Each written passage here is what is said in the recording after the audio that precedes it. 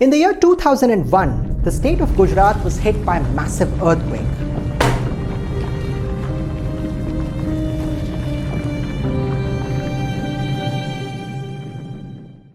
But this earthquake was the beginning of a new invention. Mansukh Prajapati, a small villager from a town called Bankaner, looked at this as an opportunity to come up with a concept that no one had ever thought of. He heard on the news that a poor man's refrigerator has been damaged beyond repair. This was the birth of Mitti Kool, a refrigerator made from soil and sawdust. Mitti Kool is the story of a common man's triumph towards entrepreneurship. Now, often we think about entrepreneurship as an option, but have you ever thought what are the qualities that actually make you a successful entrepreneur? Well, there are 5 top qualities that you can think of. The first one is self-belief. Now, in entrepreneurship, people would not believe you, and therefore your own belief in your abilities is very, very important.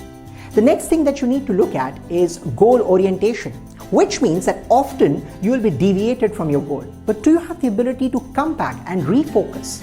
Often entrepreneurs obsess with their own ideas and therefore they easily get drifted. Hence, it is very important to be in a state of egolessness and therefore refocus on your goal. The next thing that you need to focus on is the sense of freedom. Entrepreneurs love to be free, but that does not mean that they are not disciplined. Entrepreneurs are disciplined and at the same time they have immense value for freedom. Therefore, they have a beautiful combination of freedom mixed with discipline. The next thing that you need to perhaps look at is resilience, which means many times you will have failures in whatever you do. But do you have the ability to bounce back from these failures? Otherwise, these failures can become permanent. Last but not the least, you need money. As they say, you need money to call someone your honey. Entrepreneurs love the spirit of making money, and that is what makes them so very special.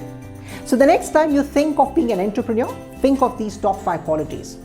So here is what you got to do now. Get back to your dream book and start listing out your 5 points. And on a scale of 1 to 10, rate yourself on each of these qualities.